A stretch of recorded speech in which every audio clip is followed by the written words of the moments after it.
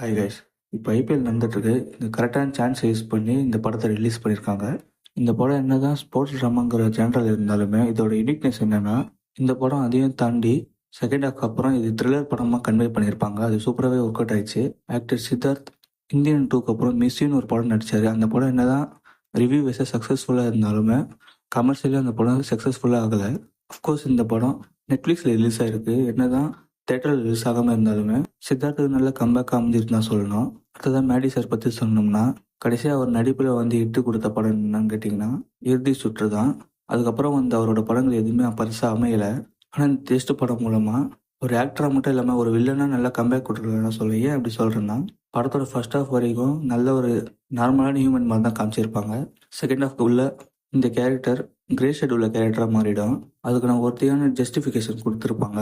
இந்த கேரக்டருக்கான எண்டிங்கும் கரெக்டான எண்டிங் தான் அமைச்சிருக்காங்கன்னு சொல்லணும். அடுத்தது நம்ம ஏலியன் குட்டி நேந்திர மேம் பற்றி சொல்லணும். அவங்களுக்கு இப்போ ரீசெண்ட் டைமில் நிறைய ஹேட்டர்ஸ் வந்திருக்கு. அஃப்கோர்ஸ் அவங்க நல்ல ஆக்டராகவே இருந்தாலும் அவங்க ஆட்டிடியூட் சரியில்லாமல் இருந்ததுனால நிறைய பேருக்கு அவங்களுக்கு பிடிக்காம போயிருக்கு. அதெல்லாம் மைண்டில் வச்சுக்காம இந்த படத்தை முழுசாக உட்காந்து பார்த்தீங்கன்னா கண்டிப்பாக நேந்திர மேம் ஸ்க்ரீனில் ப்ரெசென்ட் ஆகும்போது இரிட்டேஷன் ஆகாது. அந்த அளவுக்கு சூப்பராக நடிச்சிருந்தாங்க. ஆக்டர்ஸ் மீரன் ஜெசிமன் ரொம்ப வருஷம் கேப்புக்கு அப்புறம் இந்த படத்தில் நடிச்சிருக்காங்க. அவங்களுக்கு கொடுத்த ரோல் ரொம்ப நல்லாவே பண்ணி கொடுத்துருந்தாங்க சொல்லணும். அடுத்த ஸ்க்ரீன் பிளே பொறுத்த வரைக்கும் படம் 2.5 மணி நேரம் ஓடுது. இந்த 2.5 மணி நேரமும் தண்ணி குடிக்கல எந்திரிக்க கூட விடலை. அந்த அளவுக்கு ஸ்க்ரீன் பிளேல டிப்பு எங்கேஜிங் பண்ணியிருக்காங்க.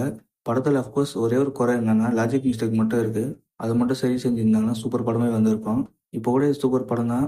அடுத்த சினிமாட்டோகிராஃபி பொறுத்த வரைக்கும் இந்த படம் கிரிக்கெட்டை பேஸ் பண்ண படம்ங்கிறதுனால அவுட் வியூ மட்டும் சேப்பாக் ஸ்டைலை காமிச்சிட்டு உள்ள கிரவுண்டில் காட்டும்போது செட் போட்டு தான் காமிச்சிருக்காங்க. இது செட்டாக தெரியக்கூடாதுன்னு சினிமாட்டோகிராஃபி மூலமாக நல்லா மேட்ச் பண்ணிப்பாங்கன்னு சொல்லணும். அந்தளவுக்கு சூப்பராக சினிமாட்டோகிராஃபி பண்ணியிருந்தாங்க. மியூசிக் சஸ்திரி சி கோபாலம் தான் பண்ணியிருக்காங்க.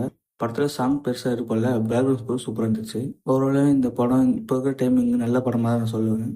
நீங்கள் இந்த படத்தை ஆல்ரெடி பார்த்தீங்கன்னா உங்கள் ஒப்பீனியன் கமெண்ட் சொல்லுங்கள். வீடியோ பிடிச்சி சப்ஸ்கிரைப் பண்ணுங்கள். Bye guys.